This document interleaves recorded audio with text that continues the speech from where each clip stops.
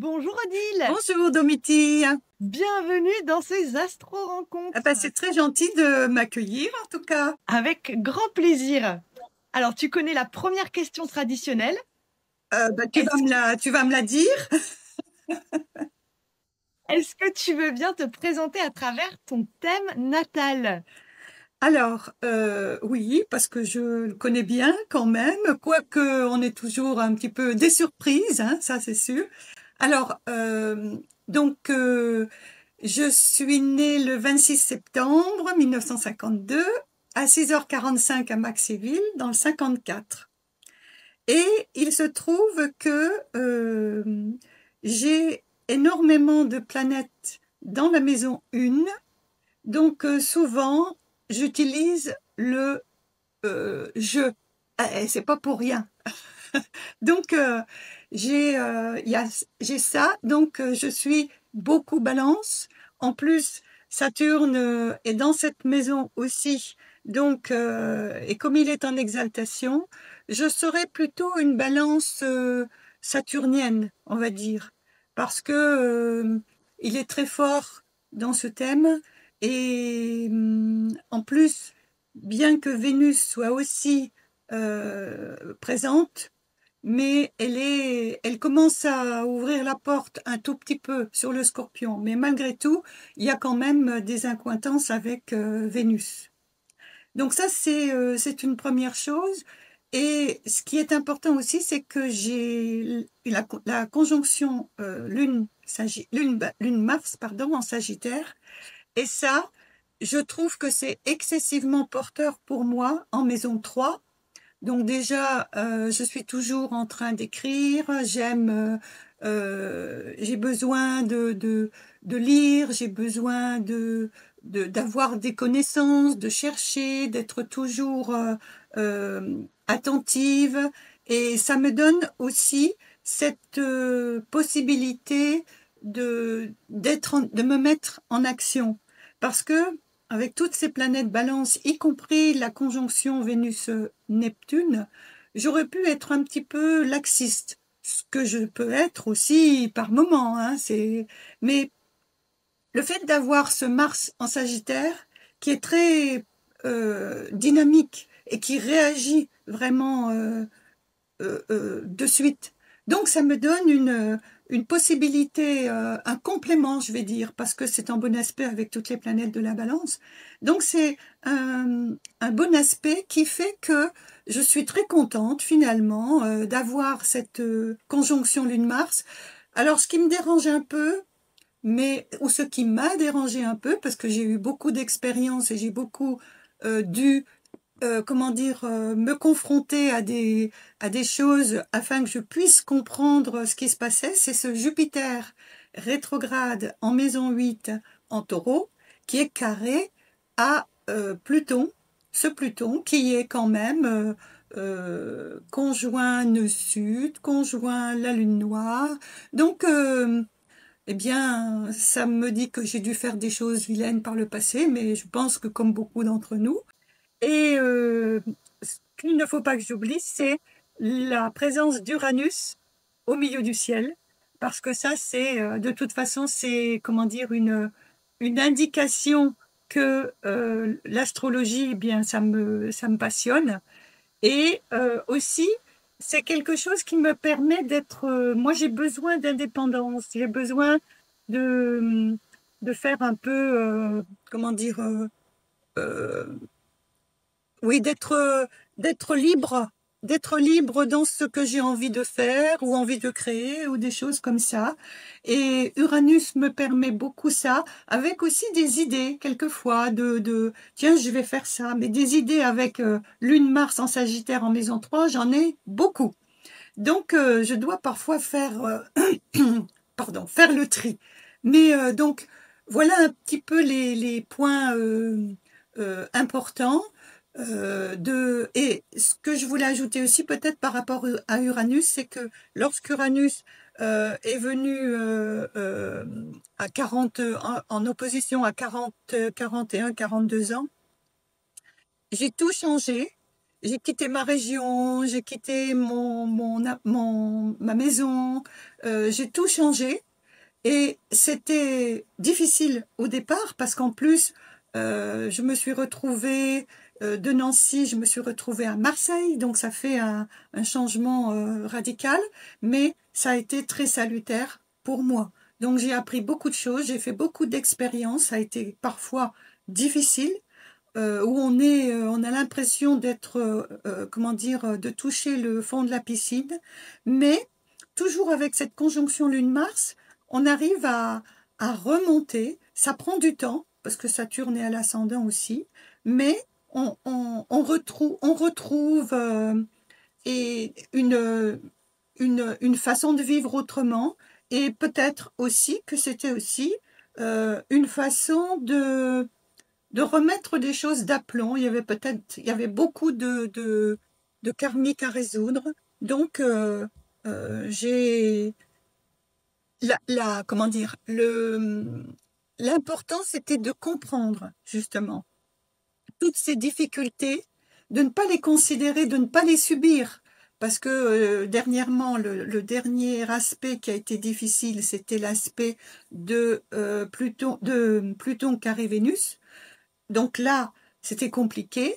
Ça s'est soldé par des problèmes de santé, des difficultés au niveau des finances, toutes des choses comme ça. Mais ça m'a ça m'a fait comprendre que il fallait que je parte, il fallait que je change. Et je me souviens m'être arrêtée à un moment donné. J'étais locataire dans une petite maison. Je me suis arrêtée et je me suis dit, je déménage. Et ça a été instantané. Donc c'est un peu le Sagittaire qui fonctionne un petit peu comme ça, mais il y a une nécessité de comprendre les expériences. Ok, merci Odile de bien avoir voulu partager ton thème. Est-ce que tu peux nous parler un peu de l'astrologie telle que tu la pratiques? Alors, l'astrologie, quand j'ai commencé à m'intéresser à l'astrologie, j'achetais beaucoup de magazines, des choses comme ça. Et il y avait des choses que je ne comprenais pas. Donc, toujours dans ce souci de comprendre, j'ai commencé à étudier, à prendre des cours. Et j'ai suivi les cours de la formation de Jupiter avec Patrick Gianni. J'ai ensuite fait d'autres formations avec une formatrice qui était dans ma région. Tout ça parce que je considère que l'astrologie il y a une base et chaque astrologue apporte comme le peintre apporte une touche à son œuvre, l'astrologie, elle apporte une touche en fonction de la personne que tu côtoies. Donc moi, j'ai fait beaucoup de stages aussi. Bon, beaucoup, la formation de base, elle est beaucoup centrée sur l'astrologie humaniste, l'astrologie karmique. Donc tout ça, je l'ai pratiqué et étudié avec Patrick Gianni. Mais j'ai éprouvé le besoin, à un moment donné, d'utiliser d'autres techniques, on va dire. Et j'avais un compagnon qui, à l'époque, était très féru en numérologie et en l'étude du tarot. Donc, si bien que il m'a communiqué et il m'a appris aussi tout ça. Et moi, avec mon chiron sur la cuspide du fond du ciel, j'avais un besoin aussi de comprendre au niveau psychogénéalogie comment ça se passait, comment ça s'articulait. Et donc, j'ai fait aussi une formation avec une personne qui avait été formée par Jean-François Berry au niveau de l'astro-psychogénéalogie, que ça, j'aime beaucoup. Donc, parce que je considère que ça aussi, c'est extrêmement complémentaire de l'astrologie, parce que on a besoin de savoir quelles sont nos racines. On a besoin de savoir par rapport à nos parents. Donc, qu'est-ce que l'on fait en premier? On étudie le thème de nos parents, Ensuite, on regarde, de toute façon, quand un enfant naît, ben, on va regarder tout de suite le thème de l'enfant. Quelles accointances il a, parce que forcément, il y en a avec le thème des parents ou des grands-parents. Donc, l'astrologie que moi, si tu veux, c'est tout un mélange d'astrologie humaniste, d'astrologie karmique, d'astrologie et de psychogénéalogie. Donc, parce que euh, je ne m'oblige pas à rester cantonnée dans quelque chose parce que tout m'intéresse. Et donc, forcément, en lisant un thème, je vais savoir quel ingrédient je vais pouvoir utiliser pour parler à la personne et peut-être pour lui dire des choses qui vont développer chez elle une question ou une émotion aussi, parce que ça arrive, ça. Mais c'est toutes ces études, parce que je vais pas dire chercheuse, je sais pas si c'est un joli mot en astrologie, mais j'aime bien découvrir tout ce qui peut être, tout ce qui peut apporter une compréhension supplémentaire pour que la personne ben, euh, comprenne ce qu'elle vit ou ce qu'elle va vivre, parce que c'est important aussi de se préparer, par exemple, lorsqu'on a un carré Pluton-Vénus, c'est important de se préparer, de ne pas en avoir peur, de ne pas subir, mais d'amener de la sérénité aussi par rapport à ça. Et donc, euh, ce que j'adapte, en fait, l'astrologie que je pratique, je l'adapte à la personne que j'ai en face de moi ou qui vient me voir parce que je sais que il y a des outils que j'utilise. Alors peut-être que certains ne vont pas forcément parler parce que par exemple l'astropsychogénéalogie, il peut y avoir des personnes qui peuvent être en difficulté par rapport à ça. Donc, il y a un bémol toujours à apporter. C'est là où mon Saturne, justement, me permet d'agir et me permet de doser, de ne pas être trop euh, directement dans je, j'aime, et c'est là tout le côté balance qui me convient, c'est un dosage entre ce que moi je peux apporter dans toutes les formations que j'ai faites et je continue à en faire parce que euh, déjà j'aime ça, j'aime apprendre de nouvelles choses et donc là par exemple j'apprends depuis l'année dernière ou l'année d'avant les astéroïdes avec Claude Jarry-Desloges parce que c'est un c'est quelque chose de tellement vaste que, mais à l'inverse, tellement petit que ça donne énormément d'informations. Donc, si tu veux, c'est tout un panel que j'essaye de développer. Alors, peut-être que il y a des choses que je vais mettre de côté, mais ça reste toujours dans une astrologie globale avec la base, de toute façon, la base, que l'on fasse de l'astrologie humaniste ou de l'astrologie traditionnelle, ou la base, on a tous la même et toute la même base. On ne peut pas, et cette base, elle date de plusieurs siècles, donc on est aussi obligé de s'appuyer là-dessus et de reconnaître aussi que finalement, on, comment je pourrais on ne peut que se baser là-dessus. C'est pas on n'a rien créé quelque part. On utilise toujours ce qui s'est passé à l'époque, ce que les mathématiciens, qui étaient astrologues ou qui étaient médecins utilisaient, sauf que eh ben, on est quand même dans notre époque et que on a des choses à ajouter et qui sont très utiles. Parce que de toute façon, le but, c'est quand même celui-là, c'est d'apporter une aide bienveillante aux personnes qui viennent nous voir. Comment la vie t'a amené à l'astrologie? Alors,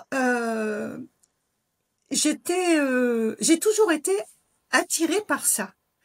Et je me souviens, quand j'étais jeune, j'achetais horoscope, il y avait astre. Ah donc j'achetais, et puis surtout quand on parlait de mon signe, j'achetais tout ce qui pouvait paraître, quel avenir madame, enfin à l'époque il y avait tout ça. Et j'avais une trentaine d'années, et je me souviens, j'étais dans mon lit et je lisais la revue horoscope. Puis je me dis quand même, ce Mercure, ce Mercure me dit? Il faut que j'aille voir plus loin. Et c'est comme ça que, toujours avec un esprit d'aller fouiner quelque part. Je ne sais pas si c'est ma maison 8 aussi, mais de comprendre. Parce que de regarder comme ça ne me suffisait pas. Et c'est comme ça, petit à petit, que j'étais amenée à étudier l'astrologie. Ok. Et à quel moment tu t'es sentie prête à dire je suis astrologue? Oh, très très tard. Très très tard. Parce que moi j'étais plutôt avec mon Saturne à l'ascendant, du domaine du retrait. Donc je faisais beaucoup de thèmes par écrit parce que j'aimais beaucoup ça, parce que j'aime bien écrire. Et puis quelque part, je ne me sentais pas prête d'avoir le vis-à-vis ou d'être en direct avec la personne.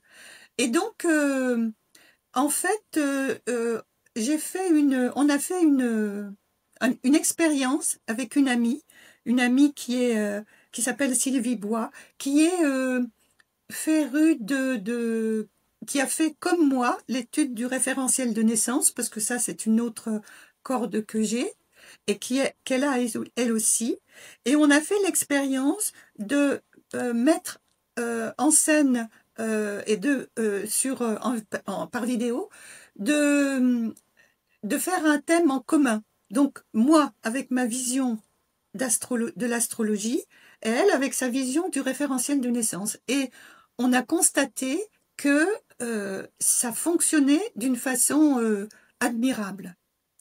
Et du coup, c'est comme ça, petit à petit, grâce à elle, en fait, j'ai pris confiance et j'ai vu que finalement, eh bien, je n'avais pas de problème avec mon image, parce que ce que j'aurais pu, Saturne à l'ascendant quand même, hein, et donc, petit à petit, les choses se sont faites comme ça, un peu grâce à elle, en fait. Ok, bah merci à elle alors. Oui, oui, oui, ah oui, je lui dis souvent quand je l'ai au téléphone. Est-ce qu'il y aurait un livre qui t'aurait particulièrement marqué pendant ton parcours d'astrologue? Il y en a beaucoup. Mais bah déjà, j'ai tous les livres de Patrick Gianni, parce que ça, c'est la base, déjà quand on étudie. Et c'est tellement... bah déjà, les cours de Jupiter sont tellement bien expliqués, ce par quoi je suis passée. Donc, les livres aussi qui ont une facilité dans la compréhension et dans la mise en forme aussi, au niveau du thème. Et j'aime beaucoup les livres de Lise Green, Édouard Sasportas et euh, comment il s'appelle, euh, ceux qu'elle a écrit avec, elle en a écrit d'autres avec, il y a Ruperti aussi, donc j'ai des livres de Ruperti. Euh, Rudyard, c'est venu après, plutôt après. Mais j'ai plutôt comment dire, cette formation avec... et le tout premier livre que j'ai acheté, c'était un livre de Steven, Forest? oui, c'est ça. Où il parlait de la pratique, justement, de, de, de l'interprétation du thème natal. Donc, et puis après, là, je pense que j'en ai au moins un peu plus de 400. Je ne peux pas m'arrêter de, déjà, Lune, Mars en 3 en Sagittaire, j'adore les livres. Euh, et c'est c'est impossible quand je vais chez Cultura ou que je vais quelque part, impossible de ressortir sans rien. OK. Et puis, Et oui. il y a d'autres, comment dire, d'autres auteurs, mais en général, c'est les principaux, on va dire. OK, ça marche. Si la Odile de 2025 pouvait souffler un conseil à la Odile de 30 ans qui lit le magazine Horoscope dans son lit, ce serait lequel? Eh bien, je lui dirais tout d'abord qu'elle a raison, qu'elle a entièrement raison de s'orienter vers cela, et surtout qu'elle tienne bon, et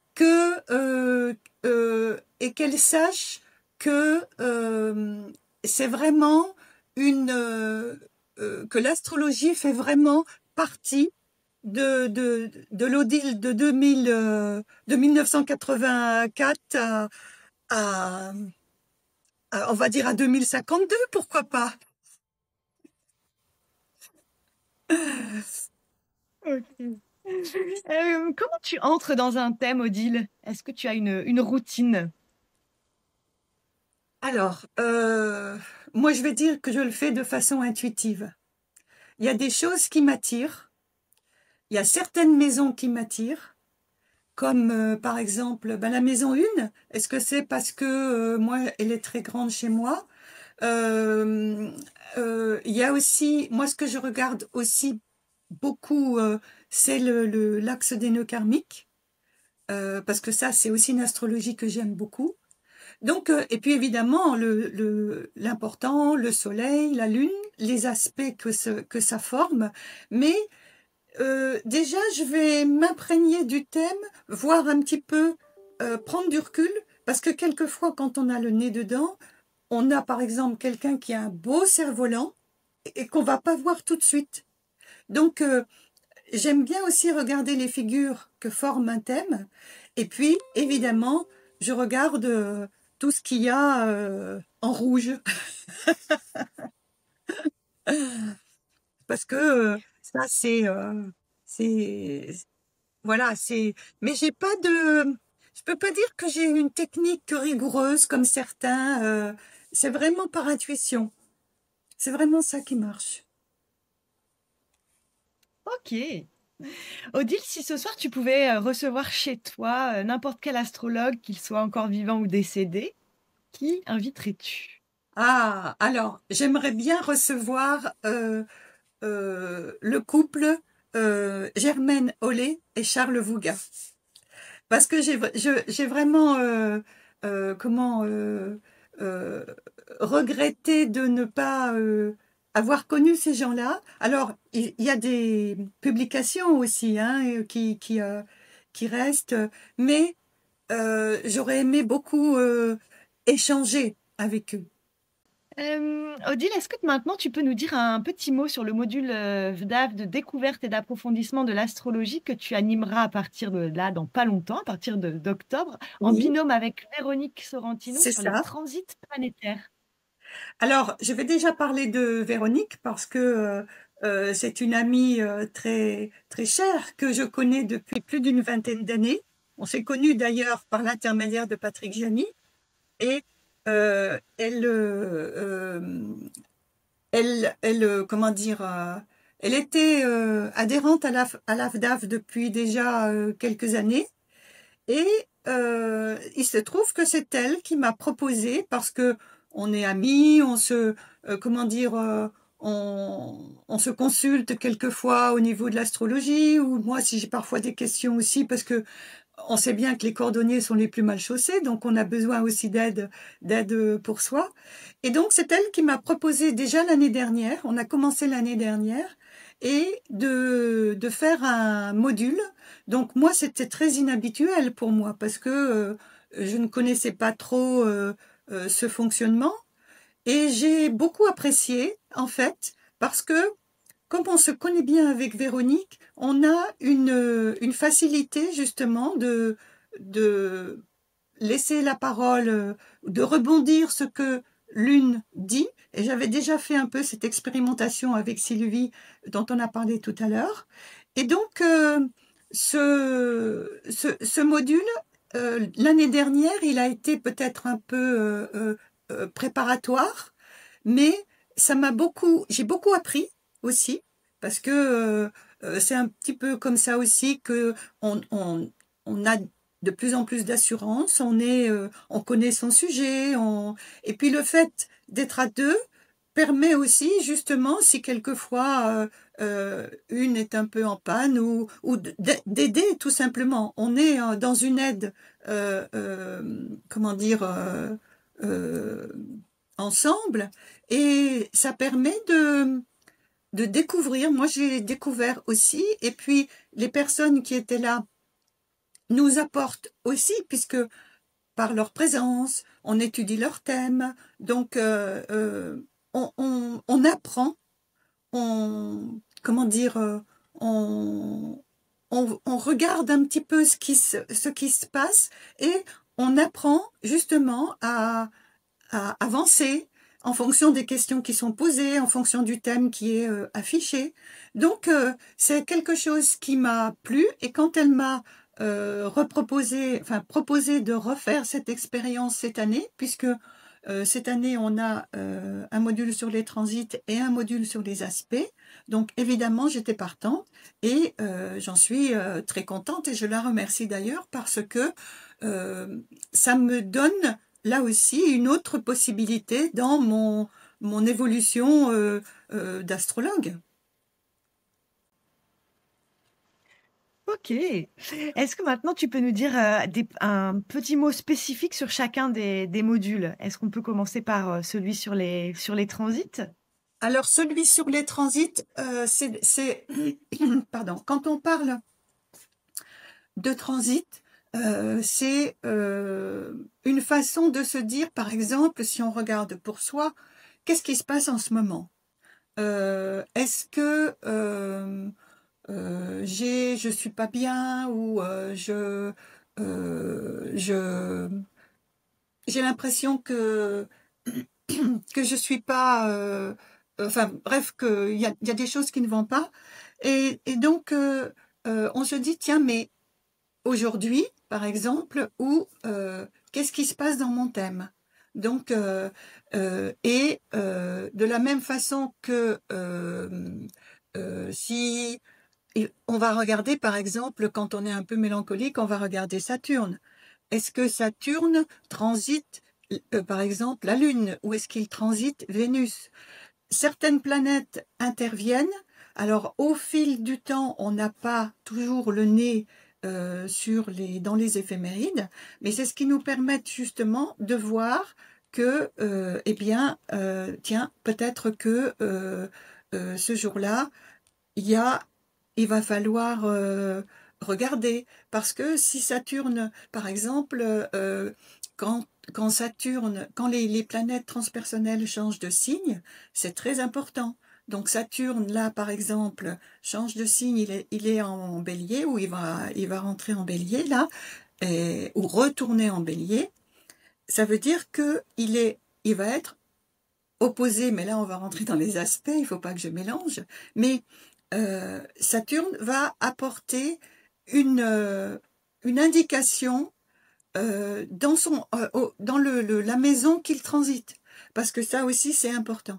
Donc Saturne ne va pas réagir de la même façon s'il transite euh, une maison importante comme la maison 1, ou la maison 4, ou la maison 10, parce que ce sont des maisons cardinales qui indiquent que il y a des choses qui peuvent arriver, ou que peut-être avec Saturne, peut-être qu'il va y avoir du retard, peut-être qu'il va y avoir de la réflexion à faire.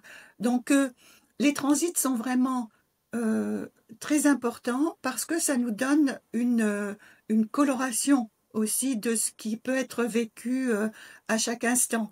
Et d'ailleurs, c'est ce que donc ça, je ne sais pas si je peux en parler, mais j'édite tous les ans un agenda astrologique, et donc je reprends justement par l'intermédiaire de cet agenda je reprends les grands transits que font les transneptuniennes, surtout là, depuis l'année dernière, il y a quand même eu beaucoup de changements. Donc, je fais un petit récapitulatif de toutes ces tendances et de façon à ce que on puisse savoir ce qui se passe. Ah bah tiens, Saturne va transiter ma maison 7 ou Saturne va être dans ma maison 10.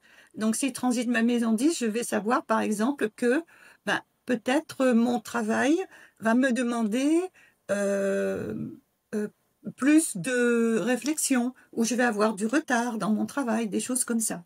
Donc, il y a une importance au niveau de certaines planètes. Donc, les planètes personnelles, quand elles vont transiter les maisons, elles vont passer quand même assez rapidement. Ça ne veut pas dire que on va rien vivre, mais c'est euh, si par exemple le Soleil transite Vénus, par exemple, ben là, ça peut être une journée, tiens, mon mari va m'offrir des fleurs, ou bien mon mari va me faire, en fonction de la maison dans laquelle ça se passe, bien évidemment. Mais il peut y avoir quelque chose de joyeux en fonction de la maison dans laquelle ça se passe, en fonction des aspects. Donc ça, c'est un autre module.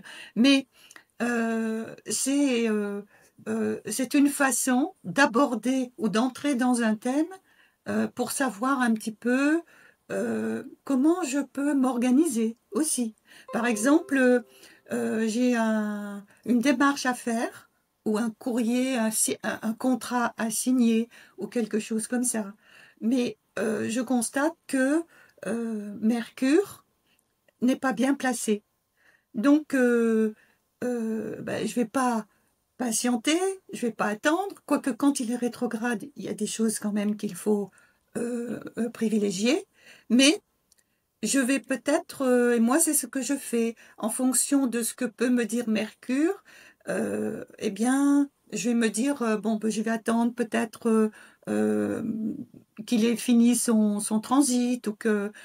donc, tout ça, c'est des questions euh, sans être obnubilé par ça, parce que il faut pas non plus avoir peur de. Mais c'est important de suivre un petit peu les transits que l'on vit dans l'année. Et donc justement par rapport à la révolution solaire, comment ça se passe, enfin, il y a beaucoup de choses et l'astrologie permet beaucoup d'avoir accès à ces compréhensions. Ok, très bien, merci Odile. Et donc ce module, il commence le 16 octobre, c'est le jeudi de 19h à 20h30 et il y a 5, 6, 7, 8, 9 sessions. Oui, C'est ça? c'est ça, jusqu'à l'année prochaine. 9 sessions, oui, jusqu'au 12 février 2026.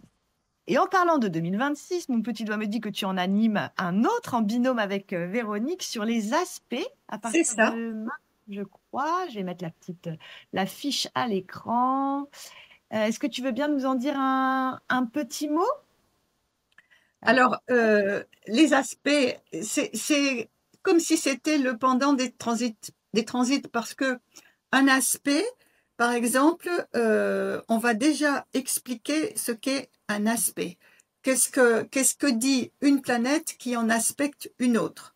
Quels sont les aspects qui existent en astrologie? Quels sont les plus importants? Il y a des aspects majeurs, il y a des aspects mineurs. On appelle mineurs qui sont peut-être pas toujours aussi mineurs que cela. Donc, ces aspects, ce sont ce que l'on voit dans un thème quand on dresse le thème à l'écran. Ce sont euh, on va voir des lignes rouges, on va voir des lignes bleues, des lignes discontinuées, des choses comme ça.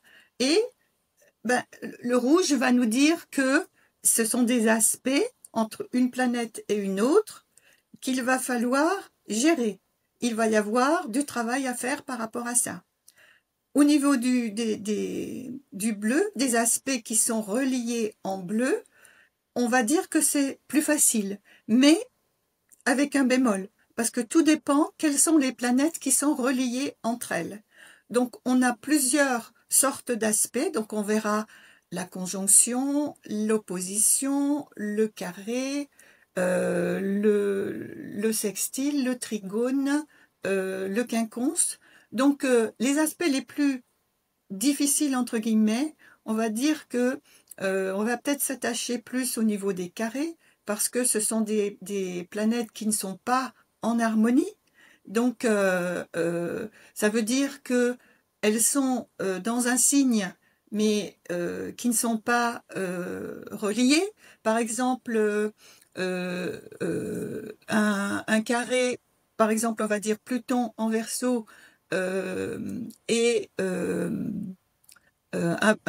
une planète qui est dans le signe du Lion. Ce sont des signes, ils sont en opposition. Donc, qu'est-ce que cela va apporter?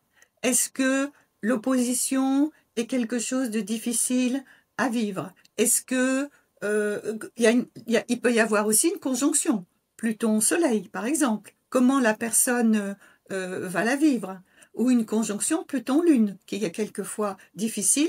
Tout dépend aussi dans quelle maison elle se trouve, dans quel signe cela se trouve, parce que les maisons entre elles aussi ne sont pas toutes en accordance. Donc, ce sont des aspects qui sont très importants parce que ça complète justement l'interprétation du thème. On ne peut pas lire un thème correctement rien qu'avec les transits ou rien qu'avec les aspects. Tout ce, comment dire, je dis toujours, ce sont des ingrédients qui sont nécessaires, comme quand on fait un gâteau, on a besoin de tel ou tel ingrédient. Et là, au niveau de l'astrologie, c'est important de regarder tout ça, de voir, parce que ça va compléter la compréhension de la personne dans ce qu'elle vit. Ok, merci Odile. Donc ça, c'est donc ce module 9h le jeudi, pareil. Alors là, c'est le jeudi Oui, midi, de 12h30 à oui, 14h, et c'est en 6 séances. c'est ça. Voilà pour les modules, inscription sur le site de l'AFDAF.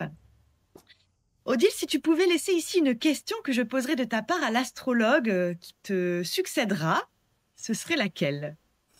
Est-ce qu'il y a eu une, une période de remise en question qui a modifié sa pratique de l'astrologie? Bon, bah maintenant, Odile, on va écouter la question de l'astrologue que l'astrologue Oui, précédente a laissée. Tu es prête? allez, vas-y. Allez, je partage l'écran. Donc, il s'agit de Majda. Je ne sais pas si tu la... Bah oui, tu la connais Oui, puisqu'elle elle a... elle fait Ouais, partie des modules. oui, tout à fait. Allez, je lance la lecture. Alors, ce sera une question un petit peu intéressée, mais en lien avec le projet de recherche de Stella Mondi, qu'on porte avec Bernard, Émilie et Philippe. Je demanderai, eh bien, quelles seraient 2 anecdotes que pourraient nous partager sur un transit de Vénus à Uranus, qui soit vécu par eux-mêmes ou par quelqu'un de leur entourage. Voilà. Et comme je leur dis, c'est un petit clin d'œil à un projet de recherche. Voilà. Voilà. Est-ce que tu as bien entendu sa question? J'ai pas tout compris par rapport à. Je sais qu'il y a Vénus dans le coup. Oui, en fait, c'est parce qu'elle mène actuellement un projet de recherche avec le cercle Stella Mundi. Je ne sais pas si tu connais. Non. Et l'un de leurs projets de recherche concerne les transits d'Uranus à Vénus. Et donc, elle te demande si toi, tu as une anecdote personnelle ou de quelqu'un de ton entourage autour d'un transit d'Uranus à Vénus. Alors, ce qui est intéressant, par exemple, c'est que si je prends mon cas, euh, Vénus, dans mon thème, est la régente globale, c'est-à-dire que tous les planètes dépendent d'elle, quelque part, directement ou indirectement, puisque Jupiter est en taureau, donc c'est Vénus. Et il se trouve que à l'opposition d'Uranus, j'ai tout changé. Donc, il a fallu que j'ai rencontré quelqu'un justement, qui n'était pas de ma région.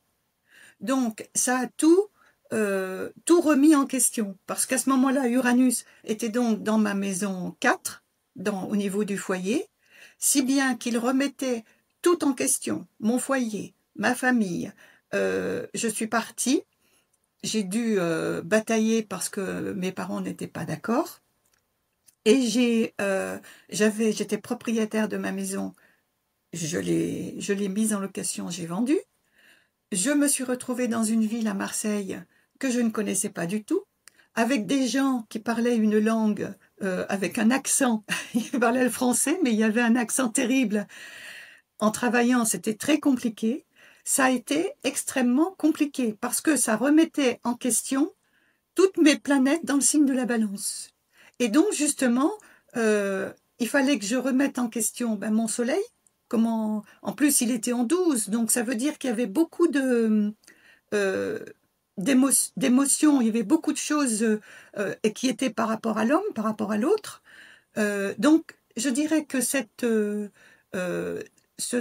transit d'Uranus par rapport à Vénus, donc il était en plus, il était donc en Capricorne, donc il était vraiment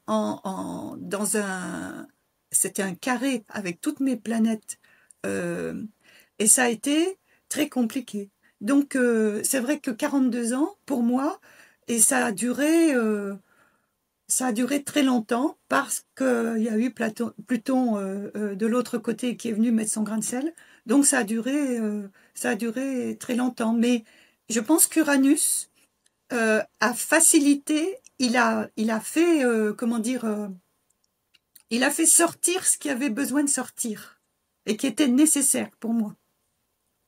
Donc qui pouvait sembler négatif, mais qu'il n'était pas vraiment, mais ça amène de toute manière un changement radical, et comme si on était poussé vers la sortie en fait. Ok, bah écoute, merci Odile d'avoir répondu à la question de Majda. Tu pourras remplir le petit formulaire sur leur site Stella Mundi pour poser ta candidature pour participer au projet de recherche. Ah oui, oui, je veux bien parce que ça m'intéresse en plus. Ah bah oui, oui, très intéressant. Comment ça s'appelle, Stella Mundi? Oui, le cercle Stella Mundi. Ah, d'accord. C'est avec Émilie Charton, Philippe Rénicoli et Bernard Duchâtel. Ah oui, ok, c'est très intéressant ça. Oui, oui, oui, c'est toutes des personnes qui sont très importantes. Et oui. Oui, et il y a une autre étude, je fais leur petite communication, il y a aussi une autre étude en cours sur la part de fortune. Oh, j'aime beaucoup, parce qu'en plus, moi, je l'ai en Sagittaire, donc... Bon, bah écoute, Odile, on arrive à la fin de cette discussion. Merci beaucoup. Pour ceux qui ont envie de te contacter, tu as un site odilelaurent.com. C'est et puis, ça. on te retrouve en octobre pour ton premier module avec Véronique. Eh ben, avec plaisir, et merci beaucoup, Domiti, pour cet entretien très sympathique et très bienveillant. Merci, Odile, à bientôt. À Au revoir. bientôt. Au revoir.